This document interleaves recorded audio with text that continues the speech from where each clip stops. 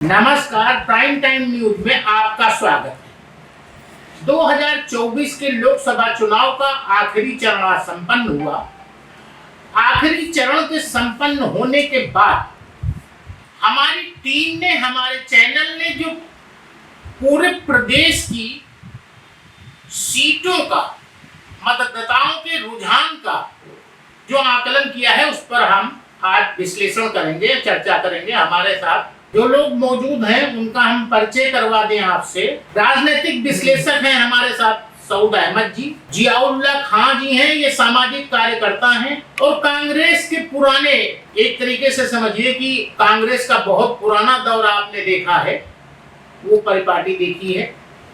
और साथ में हमारे भारतीय जनता पार्टी का पक्ष रखने के लिए पुनीत त्रिवेदी जी।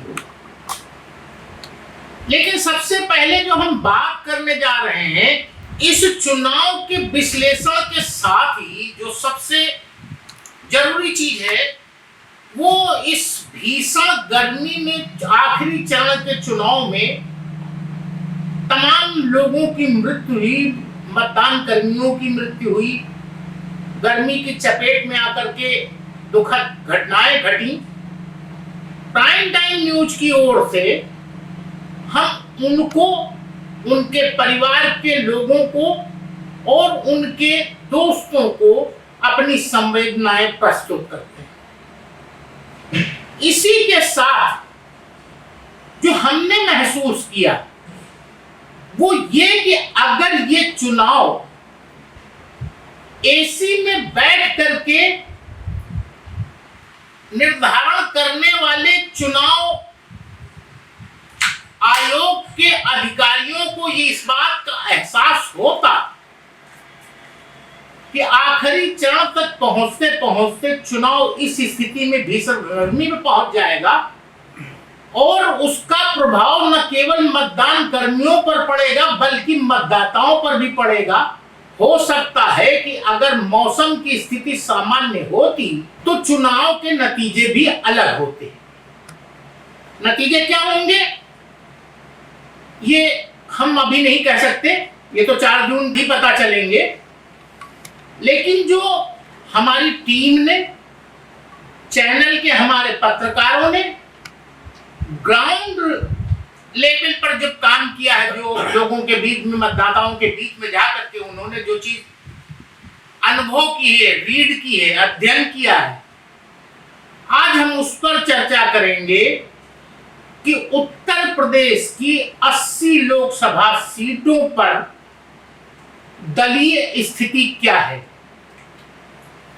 चुनाव के शुरू होते ही घोषणा पत्र से अलग, ये एक नई चीज है, ये पहले भी होता रहा, इस बार भी हुआ है कि घोषणा पत्र से अलग मुद्दों से भटक करके राजनीति चली गई और उन मुद्दों से भटके हुए मुद्दों पर ही पूरा का पूरा चुनाव हुआ। चाहे वो भारतीय जनता पार्टी हो, कांग्रेस हो, समाजवादी पार्टी हो या दक्षिण की तमाम पार्टियां हो। टीएमसी की तो खैर बाकी अलग करनी हो, उसका तो एक तरीका ही अलग है, वो जैसा अपना रवैया रखती है वैसा रखती है। वहां की बात हम इसलिए नहीं करेंगे कि चूंकि वो हमारे अध्ययन का विषय नहीं है। सबसे पहले जो हम स्टार्टिंग कमेंट चाहेंगे, अपने राजनीतिक विश्लेषक सऊद अहमद जी से चाहेंगे कि उनका आकलन क्या रहा, प्रदेश की सीटों पर दलवार स्थिति क्या होगी, कौन सा दल मजबूत रहेगा, कौन सा दल कमजोर रहेगा और रिजल्ट पर उसका क्या प्रभाव पड़ेगा। देखिए, जैसा कि इलेक्शन शुरू होने से पहले ही लग रहा था कि सिर्फ भारतीय जनता पार्टी ही फाइट में वही इलेक्शन को जीतेगी, जिस लिहाज से कंपेनिंग भी चल रही थी और जिस लिहाज उनकी स्ट्रेटजी थी और जो उनका एक ग्राउंड पे दिख रहा था, सारी चीज़ें मीडिया ने बहुत हाइप करके रखा था। लेकिन फर्स्ट फेज की पोलिंग होने के बाद ये नज़र आया कि जैसा जो टेम्पो बनाया गया था उस तरह का तो मामला है और वो धीरे धीरे जो है वो नीचे ग्राफ का गिर रहा है। और पहले की पोलिंग होने के बाद फिर दूसरा, फिर तीसरा चरण, चौथा चरण, लगातार उसमें गिरावट आती गई। और जैसा कि उनका जो बेस वोट था, यानी कि जो मायावती का कहते हैं वोट शेयर था, तो 2014 में और 2019 में जो कि भारतीय जनता पार्टी पूरी तरह से शिफ्ट हो गया था, लेकिन अब की वो स्थिति नज़र नहीं आ रही। और यहाँ तक कि जो बीएसपी का कोर वोटर है वो भी ये कहने लगा कि उसको जो है इंडिया गठबंधन पे ज़्यादा उसको भरोसा नज़र आ रहा है बनिस्बत उसके कि भारतीय जनता पार्टी। तो मुझे लग रहा है कि अभी फिलहाल जो मेरी निगाह में जो सीटें आ रही हैं वो लगभग 30 से 32 सीटें वो इंडिया गठबंधन को नजर आ रही देते हुए। मगर अगर ये दलित वोट बैंक का शिफ्टिंग अगर इस लिहाज से हुआ है जिससे नजर आ रहा है, अगर वो हुआ तो मान चलिए इसमें कम से कम 12 से 15 सीट आप प्लस कर सकते हैं। और बाकी खैर 4 तारीख को नतीजे क्या होंगे वो पता ही लगेगा, मगर जो ओवरऑल देखने में आ रहा है वो यही स्थिति। अब चूंकि राजनीतिक रूप से कांग्रेस पार्टी ने गठबंधन कर रखा है उत्तर प्रदेश में, 17 सीटों पर वो चुनाव लड़ रही है। बाकी सीटों पर समाजवादी पार्टी और बाकी उनके गठबंधन के एलाइज लड़ रहे हैं। कांग्रेस के पुराने कार्यकर्ता और जानकार होने के कारण मैं जिया भाई से जरूर जानना चाहूंगा कि इस चुनाव में कांग्रेस और समाजवादी पार्टी का गठबंधन क्या नया करने जा रहा है। सबसे पहले तो मैं प्राइम टाइम की टीम को धन्यवाद दूंगा। लोकतंत्र की एक स्वस्थ परंपरा की स्थापना के लिए आप सबने जो प्रयास किया, विशेषकर सऊद साहब और उनकी पूरी टीम।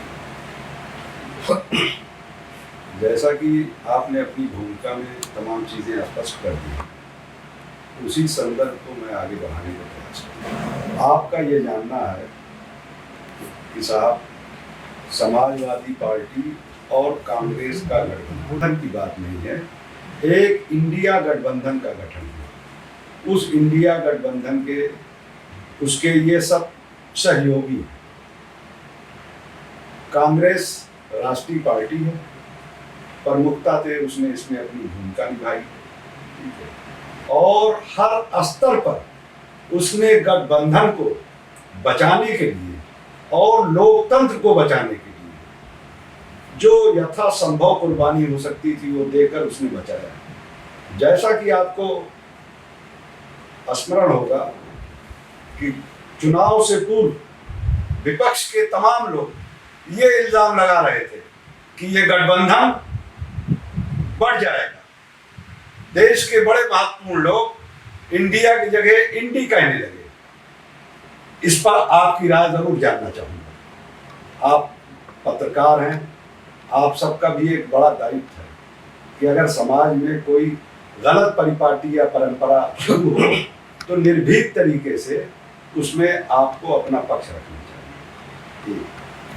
दूसरा प्रश्न आपका था कि ये पूरा चुनाव मुद्दों से भटक गया। पहले चरण से लेके आखिरी चरण तक इंडिया गठबंधन और उसके तमाम प्रमुख नेताओं में राहुल गांधी आदरणीय और उनके तमाम सहयोगियों ने इस चुनाव को मुद्दे से भटकने नहीं दी। गरीबी, बेरोजगारी, भ्रष्टाचार, महंगाई, सांप्रदायिकता और इस तरह के तमाम मुद्दे पहले दिन से लेकर, पहले चरण से लेकर आखिरी चरण तक हावी रहे।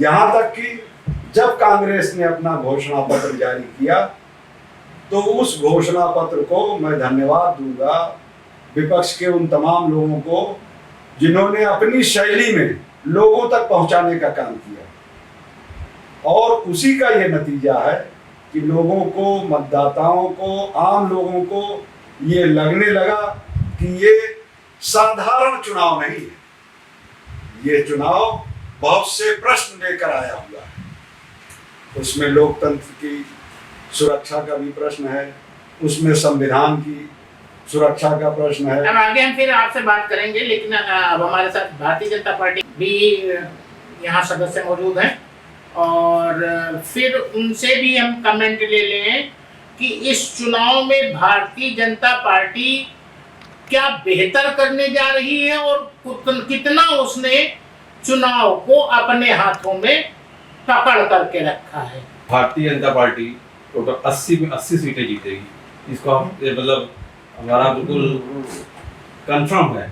आप इंडिया गठबंधन जिसकी बात कर रहे थे भाई साहब अभी, इसका देखिएगा ये 4 तारीख के बाद कोई नजर नहीं आएगी, ये गठबंधन टूट जाएगा। गठबंधन टूटने की बात तो तब पैदा होती है जब गठबंधन के सदस्य उतना बेहतर नहीं कर पाएंगे जितना कर पाना चाहिए। लेकिन इंडी गठबंधन ने भारतीय जनता पार्टी को मजबूत टक्कर दी है, इसको आप नजरअंदाज नहीं कर सकते।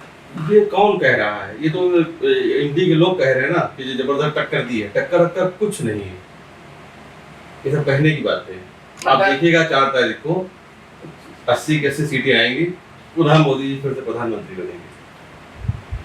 अखिलेश यादव तो कह रहे हैं कि 80 की 80 सीटें, क्वेटो भी प्रधानमंत्री नरेंद्र मोदी वाराणसी की सीट भी हारने जा रहे हैं। अखिलेश यादव तो ये दावा, अखिलेश यादव जिनमें सपने देख रहे हैं तो उसके लिए क्या कहा जा सकता है। अब मैं फिर अपने राजनीतिक विश्लेषक श्री सऊद जी के पास वापस आना चाहूंगा। उन्होंने लोगों की बातें सुनी, भारतीय जनता पार्टी का भी पक्ष सुना और अब जिया भाई का भी पक्ष सुना जो कांग्रेस के समर्थन में बात कर रहे हैं और बातें बता भी रहे हैं। मैं यहाँ एक बात को याद दिलाना चाहता हूँ कि कांग्रेस पार्टी का जो नेतृत्व है वो बातों को बहुत अच्छी सही तरीके से जनता की नसों को पकड़ करके चलता है, लेकिन दुर्भाग्य ये है कि इसके बहुत से प्रवक्ता और नेता ऐसी भाषा बोल जाते हैं, ऐसे शब्दों का इस्तेमाल कर जाते हैं जो भारतीय जनता पार्टी की जो टीम है, जो प्रबुद्ध वर्ग को घुमाने की ताकत रखती है, वो पूरे चुनाव को मोड़ करके रख देती है। मैं इस मामले में सासौद जी से बात करना चाहूंगा कि वो इसको किस नजरिए से देखते हैं। देखिए, ये बात आप कर रहे हैं जब ये 2014-2019 में जब एक कोई परसेप्शन बनाता था, कोई बात निकलती थी और उसको परसेप्शन बना के और उस बात को मतलब मीडिया के थ्रू, अपने सोशल मीडिया के नेटवर्क के थ्रू, जो उनके पास इतना बड़ा इंफ्रास्ट्रक्चर है उसके थ्रू वो बहुत ही अपने भरपूर तरीके से उस बात को पहुंचा देते थे लोगों तक। लेकिन देखिए 2019 के चुनाव बहुत अलग तरीके के चुनाव हैं। यहाँ पे ऐसा नहीं है पहला मैं अभी आपको रोकूंगा। मैं 2019 की बात नहीं कर रहा, मैं 2024 की बात कर रहा हूँ। सैन प्रतोदा ने हिंदुस्तान को 4 भागों में बांट दिया। मैं क्या कह रहा हूँ, आप मेरी बात सुनिए, पहले मेरी बात पूरी फिर अपनी बात करिए। सैन पित्रोदा को आप इतनी अहमियत अभी इस इलेक्शन में दे रहे हैं, वो भी एक बाइट के ऊपर इनकी, ठीक है। उससे पहले तरह तरह की बातें आई। आप मेरी पहले बात मैं अपनी बात के लिए मैं उसको अहमियत नहीं दे रहा हूँ। अहमियत बात नहीं है, भारतीय जनता पार्टी ने उसको कितना इस्तेमाल किया, मैं उसको वही मैं बता रहा हूँ कि इस्तेमाल। आपने कहा कि सैन पित्रोदा ने कोई बात की, 4 टुकड़ों की बात की, 5 टुकड़ों की जो बात की, मैं ये कह रहा हूँ कि वो किस पद पे बैठे हुए हैं, वो क्या है, वो कांग्रेस पार्टी के किस शीर्ष में पे है, नेतृत्व पे है, क्या उनके अंदर संगठन की क्षमता है, क्या उनको जमीनी समझ है, क्या वो रणनीति तय करते हैं, ऐसा कुछ नहीं। अभी पिछली बार मणिशंकर अय्यर का एक मामला था, मणिशंकर अय्यर की पार्टी में कुछ नहीं है, बाहर है वो पार्टी। मगर क्या है, हमें जो अपना अच्छा दिखे कि दूसरी पार्टी की जो खराब दिख रही उसको हमें अपने यूटिलाइज दिलाना। वो है राजनीति करना भी सभी अपना पॉलिटिक्स, कौन आदमी कितना अच्छे तरीके से वो पहुंचा सकता है, वो ठीक बात है।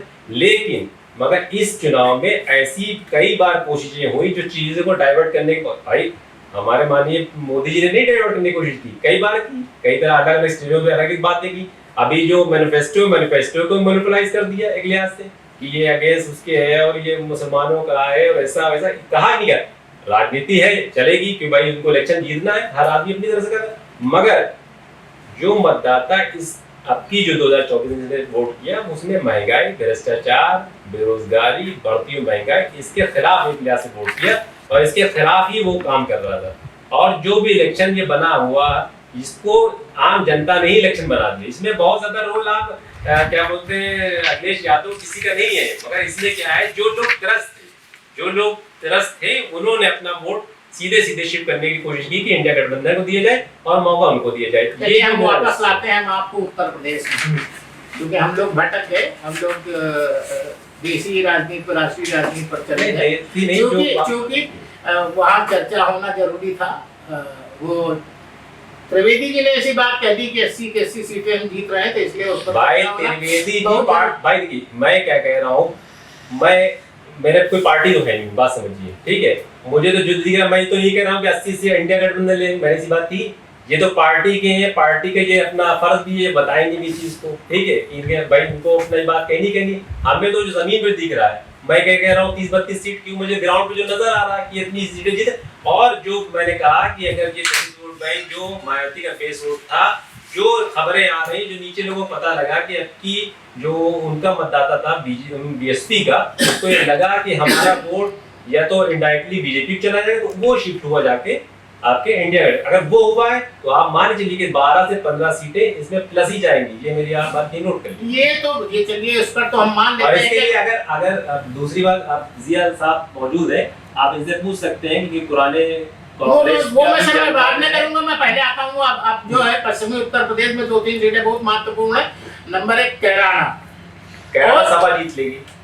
आप इसको आप अगर चाहिए तो लॉकडाउन करते रहिए। आप अगर चीजों को अगर नहीं, ये तो रिकॉर्ड हो रही है आपका। आप तो जो भी हाँ, कह रहे हैं वो आप रिकॉर्ड कर रहे हैं कि अगर वो कैराना जीतेगी तो फिर 4 जून को हम फिर बैठेंगे और फिर उस पर डिस्कस करेंगे। अच्छा, अगला जो हमारा सवाल है, क्योंकि वो बाद में हम जिया साहब के पास भी आएंगे, पहले आपसे रायबरेली क्या करेंगे? रायबरेली आपको ये मान लीजिए कि मार्जिन पर देखना है, इसमें कितना होगा, बस, बाकी कुछ नहीं। मतलब जीत का मार्जिन? जीत का मार्जिन। राहुल गांधी वहां से इलेक्शन जीत रहे हैं पूरी तरह से। अच्छा, राहुल गांधी जीत रहे हैं, खाली इसमें मार्जिन देखना है और इसमें कुछ। अब मैं जिया साहब से इस मामले में, क्योंकि सऊद जी ने ये बात बता दी है कि रायबरेली की सीट राहुल गांधी जीत रहे हैं, तो अब चूंकि जिया जी के पास में आ रहा हूँ तो मैं चर्चा इस बात को भी छेड़ना चाहूंगा कि रायबरेली तो सोनिया गांधी की पारंपरिक सीट थी। सोनिया गांधी ने राहुल गांधी को लड़ा दिया, लेकिन जो राहुल गांधी की पारंपरिक सीट अमेठी थी उसे राहुल गांधी ने छोड़ दिया और उस सीट पर केएल शर्मा, मैं जिसे समझता हूं, जो मेरा अनुभव है, क्योंकि मैं भी अमेठी का ही रहने वाला हूं, लेकिन केएल शर्मा एक ऐसे व्यक्ति थे जिनकी रायबरेली में खुद अच्छी इमेज नहीं थी और कांग्रेस पार्टी ने केएल शर्मा को अमेठी से टिकट दे दिया। तो जिया जी से मैं ये सवाल करना चाहूंगा कि रायबरेली और अमेठी में क्या कांग्रेस की सीटें निकाल दी जाएगी? जैसा आपका सवाल है, रायबरेली अमेठी, मेरा ख्याल है कि ये 20 तारीख की वोटिंग हुई है। ठीक, 20 तारीख की वोटिंग में उत्तर प्रदेश में 13 सीटों पर मतदान हुआ, जहाँ तक मुझे शायद मैं सही हूँ, 13 पे हुआ। 13 में 2019 में एक सीट मिली थी कांग्रेस को या अपोजिशन को, सोनिया गांधी जी, 14 सीट, 14 में मतदान हुआ था, 1 उनको, 13 सीटें अपोजिशन के पास। और इन 13 सीटों में मैं अमेठी की बात नहीं कर रहा हूँ, मैं 13 सीटों की आपको रिपोर्ट करना चाहता हूँ। नहीं, मैं विशेष रूप से अमेठी रायबरेली अमेठी में किसी तरह का कोई संघर्ष नहीं है, ठीक है। कांग्रेस के पक्ष में मतदान बड़े पैमाने पर लोगों ने किया है और लोग बहुत उत्साहित हैं। आप अमेठी के हैं, आप अमेठी के हैं, अमेठी से आपका संदर्भ है, भारत सरकार में मिनिस्टर है, उनके बात व्यवहार, उनकी शैली और उनके आश्वासन, अमेठी का चुनाव तो लोग उनको उनके आश्वासन पर घेर रहे हैं कि कहाँ गई वो 13 किलो की शक्कर, 13 रुपए की, कहाँ गया वो 400 रुपए का सिलेंडर। आप अमेठी के जरा इस पे अपनी राय दीजिए। सर, मैं यही तो सवाल पैदा कर रहा हूँ, फिर अमेठी से राहुल गांधी भागे क्यों? नहीं, ये राहुल गांधी को अमेठी से ही लड़ना चाहिए था, जब इतना कॉन्फिडेंस उनको था तो भागे क्यों? ठीक कह रहे हैं। और सबसे बड़ी बात देखिए, मैं सवाल नहीं, इसमें एक सवाल मैं इसी के साथ और जोड़ देता हूँ। प्रियंका गांधी सांगठनिक रूप से, मेरा जो अनुभव है, निजी अनुभव है, प्रियंका गांधी सांगठनिक तौर पर राहुल गांधी से कहीं बेहतर काम करती हैं। ऐसी कौन सी वजह है कि कांग्रेस पार्टी प्रियंका गांधी को कहीं भी संसदीय स्थिति में लाने की सोच ही नहीं रही? ऐसी कौन सी वजह? यही अगर लड़ाना ही था, केएल शर्मा को बजाय प्रियंका गांधी को लड़ा देती, क्यों नहीं लड़ाया? मेरा सवाल सबसे बड़ा है। आपको इस प्रश्न के लिए बहुत बहुत धन्यवाद और बहुत अच्छा प्रश्न आपने किया। मजे की बात यह है कि जब किसी विपक्ष के उन लोगों के एजेंडे को आपको सेट करना होता है तो कांग्रेस बड़ी पावरफुल हो जाती है, कांग्रेस के नेता बड़े अच्छे हो जाते हैं, उनकी प्रियंका गांधी बड़ी अच्छी हो गई, राहुल गांधी बड़े अच्छे हो गए, कांग्रेस बड़ी अच्छी हो गई। सर जी नहीं, अब आप सुनिए। मैं तो सिर्फ आपकी वो बात कर रहा हूं कि आप अपने हीरे को क्यों नहीं पहचान पा रहे, मुझे क्यों करें? जब आपको समझ में आता है हीरा बता देते हैं, जब समझ में आता है तब बता देते हैं कि पॉलिटिकल ये कह रहे हैं जो मीडिया रोल प्ले कर देता है जिस तरह का, उसकी बात हो रही है। उसको अपने बड़े खैर अपनी जवाब अपनी सवाल राजनीतिक टूरिस्ट है, आप ही लोग इसको प्रचारित करते हैं कि साहब अभी 20 में प्रियंका गांधी के दौरे हुए हैं, आप किसी एक खास दल का एजेंडा सेट करते हैं कि साहब ये राजनीतिक टूरिस्ट हैं, आएंगे और लंदन चले जाएंगे घूमने। जब आपको सर जी मैं क्यों कहूँगा, अभी त्रिवेदी जी कहना चालू कर देंगे तो मैं चला दूंगा, मुझे क्या है? नहीं त्रिवेदी जी चालू कर देंगे, आपको भी तो अपने विवेक का इस्तेमाल करना पड़ेगा। ये क्या आपको कहा त्रिवेदी जी ने कि प्रियंका गांधी बहुत अच्छी हीरा है? मैंने अनुभव किया है, अनुभव किया ना, प्रियंका तो जैसे हो गया, सुन लिया, जैसे आपने ये अनुभव किया कि हीरा है, उस वक्त भी आपके मुंह से निकलता कि हीरा को टूरिस्ट मत कहिए आप राजनीतिक, तब तो फिर हम उनकी बात काट देंगे, फिर हम उनकी बात इसका मतलब लोकतांत्रिक नहीं सेट होगा, हम भरोसा नहीं कर रहे हैं इसका लोकतांत्रिक प्रक्रिया में भरोसा तो आपका सवाल आपसे सवाल कर रहा है। आपने कहा कि राहुल गांधी भागे क्यों, क्या शैली है सर? देखिए कहां पहुंचा दिया लोगों ने इस सारी जगत को, भागे खदेरे, ये भाषा कहां से आती है? ये 14 से पहले ये भाषा नहीं थी। और भागे राहुल गांधी की वो परंपरा सीट है, यानी मतदाता जो सर्वोपरि है उसके अधिकार को भी छीनने का प्रयास किया जा रहा है। भाई सीट और मुल्क और व्यवस्था ये सब जनता जनार्दन की नहीं, मेरे आप कहने का अर्थ नहीं है। मैं आपकी बात को काट नहीं रहा हूँ, लेकिन मेरे कहने का तात्पर्य सिर्फ इतना था कि जब वहाँ की जनता 13 रुपए की शक्कर में जा कर रही है तो फिर उन्हें सीट छोड़ करके जाना नहीं चाहिए। मेरा सिर्फ कहने इतना, आप जो दूसरे तरीके से ले रहे हैं, दूसरे तरीके से नहीं ले रहे हैं। आपका सवाल है ना कि जब ये है तो भागे क्यों का बात नहीं है। ये तो पार्टी का निर्णय होता है, पार्टी में एक व्यवस्था होती है। ये ऐसा दल नहीं है जहां एक आदमी ने हु किया सब हु कर देंगे कि भाई 400 पार। लोकतंत्र का इससे बड़ा माहौल और क्या हो सकता है?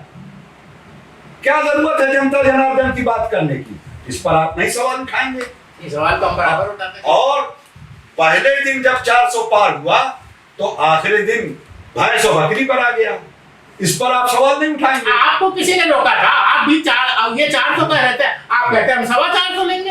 इसमें हम आप कहते 425 लेंगे तो हम उसको भी लेकर के आगे जाते हैं। इंडिया गठबंधन ये कह रहा है कि हम 425 लेंगे। इंडिया गठबंधन, अच्छा चलिए इंडिया गठबंधन आप कहो ना, हम इंडिया गठबंधन हमारे ऊपर कोई नहीं फर्क नहीं।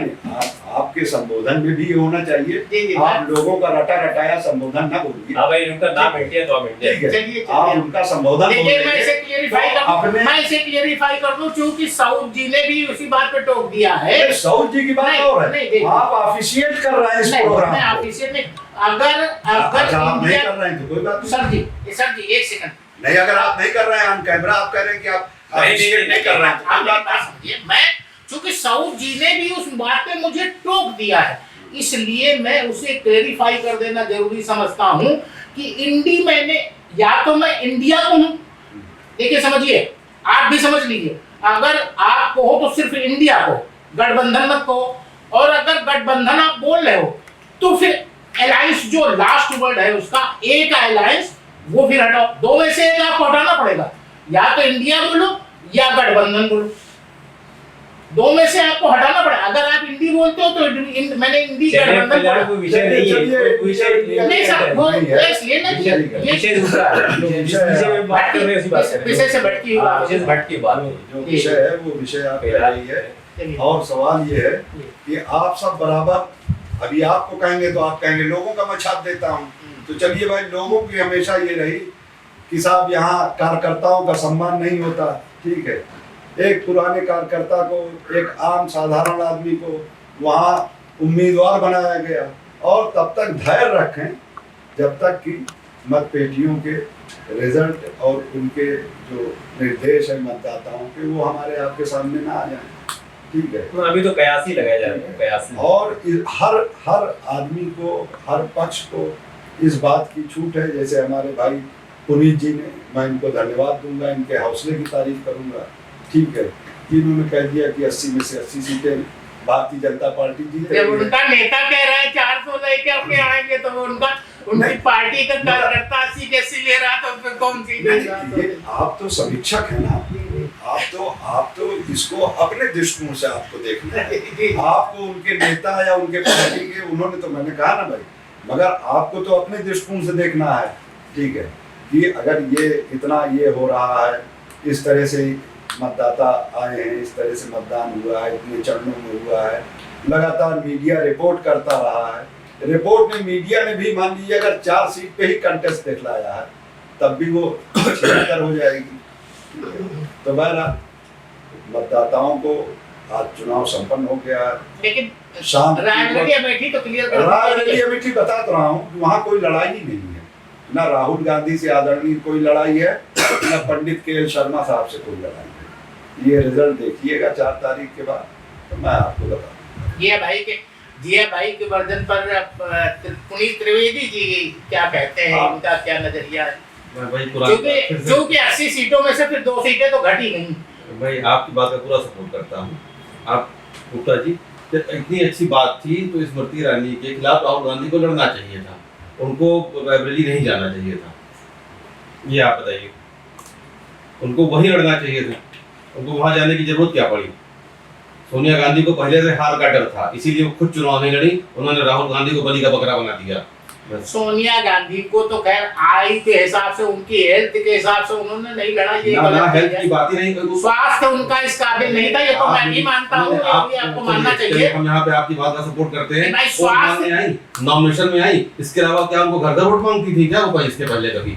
जब उनकी इतनी अच्छी छवि थी, वो तो नॉमिनेशन करने आती चली जाती, और राहुल गांधी, प्रियंका गांधी वोट मांगते, वो सर्टिफिकेट देने आती जीत का। जब इतना कॉन्फिडेंस लेवल उनका अच्छा था, तो इतने अगर उनके प्रिय सब थे, तो उन्होंने अपने हार के डर से राज्यसभा चली गई।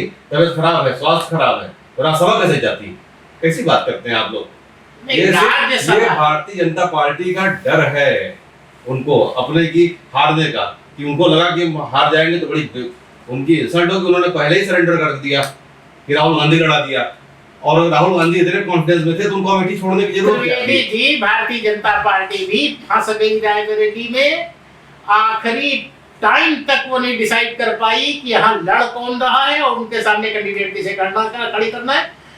दिनेश प्रताप सिंह को तो मजबूरी में भारतीय जनता पार्टी ने खड़ा किया, जब उनको लगा कि हाँ राहुल गांधी आ रहे, तो दिनेश प्रताप सिंह सबसे मजबूत कैंडिडेट हैं, वहाँ के विधायक भी हैं, यूपी सरकार ने मिनिस्टर भी हैं, उनसे बढ़िया कौन लड़ सकता है आप बताइए?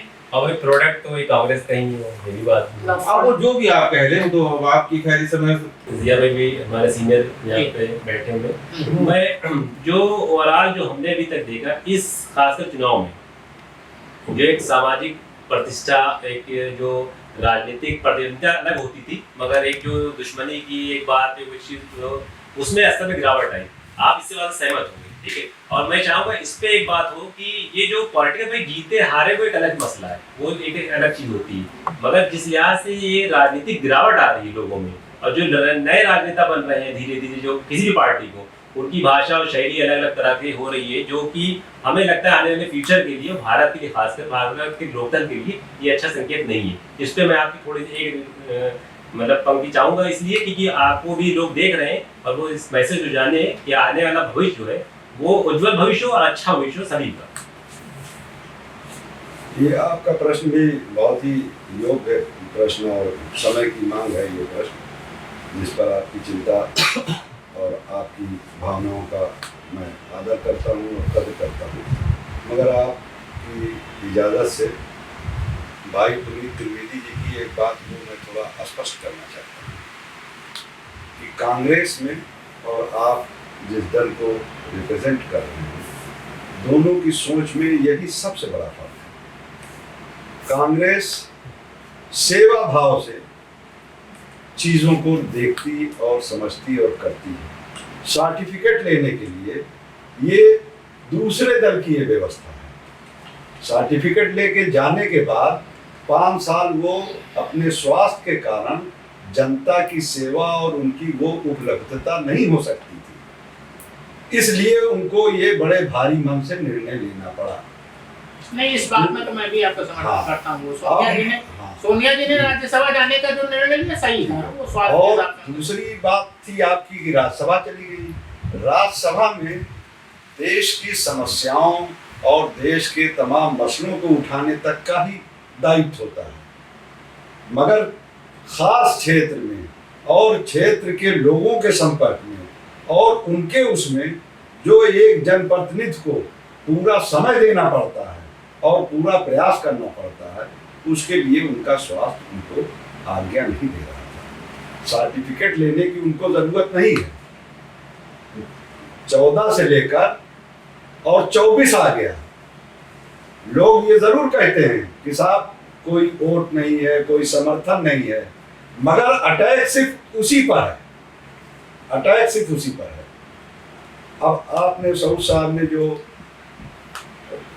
मुद्दों की बात और भाषा की बात पर जो आपकी चिंता है, आपकी चिंता से मैं अपने आप को संबद्ध करता हूँ और मैं आदरणीय गुप्ता जी से और तमाम प्रेस के मित्रों से इस बात का आग्रह करूँगा कि भाषा की मर्यादा की जो गिरावट है, इस पर उनको ज़रूर खुलकर बोलना चाहिए।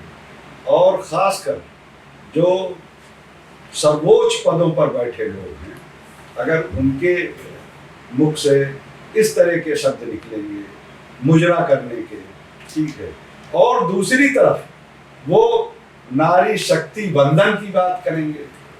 मुजरा एक व्यवसाय है। 50% की आबादी इसमें सम्मिलित है और जो टारगेट है कि किसी खास समुदाय से मुजरा शब्द किस भाषा का है।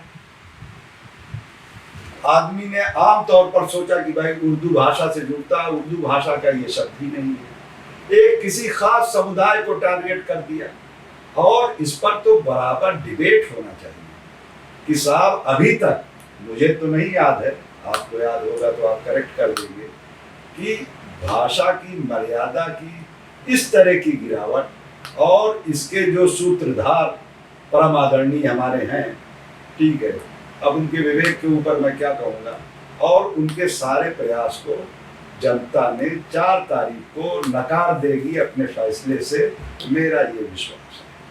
तो ये मैं आपकी बात को समर्थन करने के साथ ही मैं ये भी मानता हूँ, ये बिल्कुल पक्का मानता हूँ कि 2014 के बाद से या 19 के बाद से राजनीतिक दलों के नेताओं की ने अपनी भाषा की मर्यादा को लांघा, सीमा को तोड़ा और ये बहुत ही चिंताजनक विषय है। ये लोकतांत्रिक प्रक्रिया के हिसाब से बहुत ही चिंताजनक है, लेकिन इसके लिए किसी एक पार्टी को दोषी नहीं कहा जा सकता। मैं समझता हूं कि क्षेत्रीय दलों से लेकर के और राजनीतिक राष्ट्रीय दलों तक के नेताओं ने अपनी सीमाओं को लांघा, मर्यादा का उल्लंघन किया, भाषा का वो स्तर लेकर के आए जिससे जो आने वाली पीढ़ी है उसको बहुत ही शर्म महसूस होगी कि हमारे जो ये पहले के नेता लोग थे या जो राजनीतिक धुरंधर थे वो इन भाषाओं का इस्तेमाल करते थे। वास्तव में बहुत ही चिंताजनक विषय है और आज की चर्चा में उनके विश्लेषण से ये बात क्लियर नहीं हो पाई, लेकिन सऊद जी ने जो बात कही वो बात बहुत ही मायने रखती है और मैं समझता हूं कि वो अगर मायावती के वोटर का जो वोट बैंक है, मायावती का जो कैडर है, अगर वो शिफ्ट होता है इंडी गठबंधन की तरफ, तो उसका रिजल्ट बदल सकता है। निश्चित रूप से उसका फायदा इंडी गठबंधन को मिलेगा और भारतीय जनता पार्टी की सीटों में कटौती हो सकती है। लेकिन अब फिर वही सवाल पैदा होता है कि अगर ये शिफ्ट हुआ तो, और अगर नहीं शिफ्ट हुआ तो मैं एक बार फिर अंतिम तौर पर सऊद जी से इस मामले में आखिरी प्रेडिक्शन चाहूंगा कि 80 सीटों में वो किसको कितना देना चाहिए।